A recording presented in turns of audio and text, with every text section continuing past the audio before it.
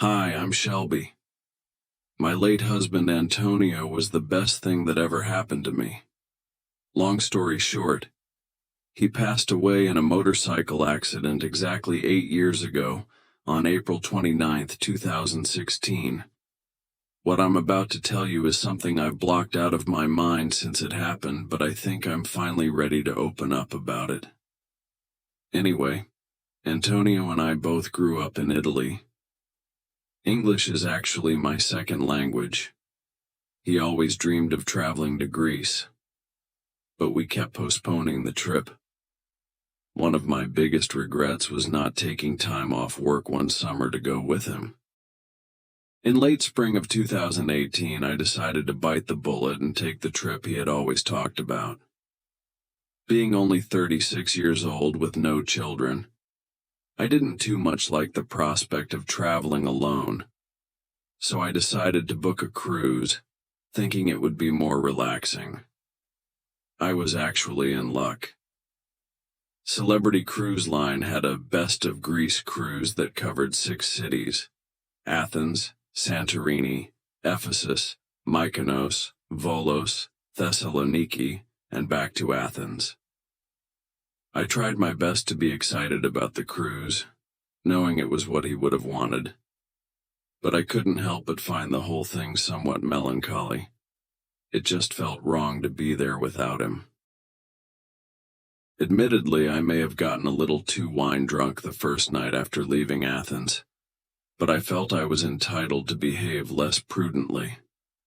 After exiting the boat and enjoying the city's offerings, I found myself drinking endless martinis at some nameless bar. That's when I noticed him. Across the bar there was some 40-year-old looking man with long, straight brown hair and an unkempt beard. He wasn't bad looking, actually, but his stare was unsettling. At first I brushed it off as the wandering gaze of some lonely guy. Maybe he found me attractive. I wasn't going to get offended if he wanted to look at me.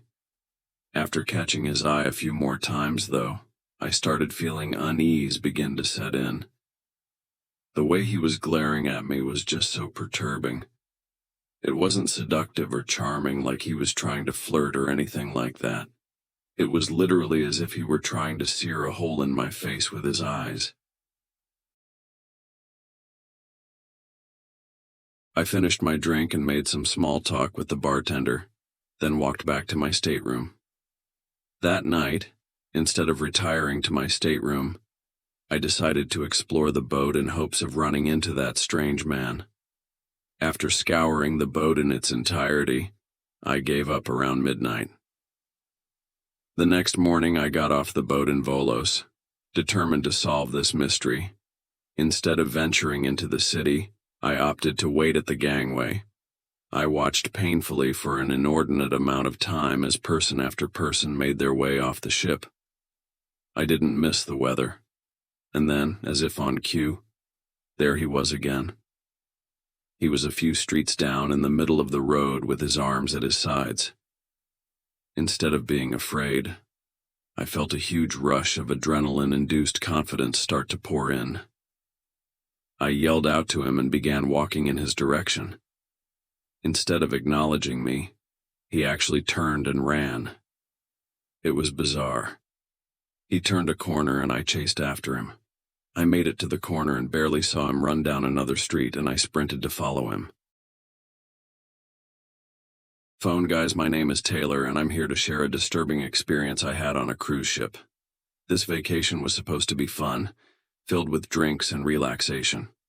We all felt like we deserved this break after a tough semester dealing with Greek life drama and schoolwork. Anyway, I'll keep things short. I was with my friends, Melissa and Taylor. Taylor and I didn't always see eye to eye. There was some petty drama between us. I always assumed she was jealous of me because she never spent any time in the gym and ate a lot. I think you can see where I'm going with this. Anyway, at the bar I ordered the drinks and waited. Melissa followed me to grab hers. The drinks came out, but I really wanted to take a selfie with her before we went back to our table. I pulled out my phone and took a couple of selfies with the drinks.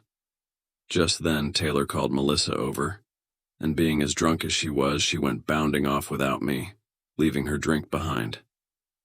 I didn't want someone to steal her drink, so I put my phone on the bar and grabbed her drink with my other hand.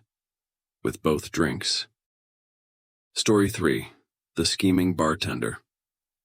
Hey, I'm Sebastian, and I've got a bone-chilling story to share about my time working as a bartender on a cruise ship. A few years ago, I made that dream a reality. As a cheerful woman in my mid-20s with a couple of years of bartending experience tucked under my belt, I breezed through the interview process. Royal Caribbean welcomed me as a bartender, and things were off to a great start. I won't bore you with the irrelevant details about my tenure, but you should know that this position allowed me to take a week or two to return home to Leon. To preface, I know how to hold my own against drunk, overly flirtatious men buying drinks from me. Handsome or ugly, old or young, I always worked nights, so that's just part of the trade. During this particular cruise, one customer stood out from the rest. This tall, attractive 30-something-year-old kept catching my eye night after night. He'd find a seat at my bar, nursing his drink slowly.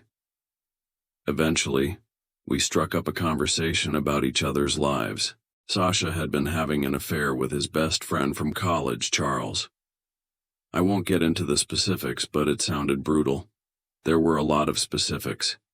He literally told me their full names as if he had been waiting to vent to someone about this for years. He went on to tell me that he had boarded the cruise alone, hoping the vastness of the sea would help him forget his pain. I honestly didn't know how to react, other than continuing to fill his glass. The night before we were scheduled to dock in Jamaica, he leaned over the bar and asked me if I'd like to join him for a drink in his suite. I was hesitant, but I thought it was the polite and fair thing to do. I should have maintained professional boundaries, but his insistence, combined with his apparent vulnerability, persuaded me otherwise.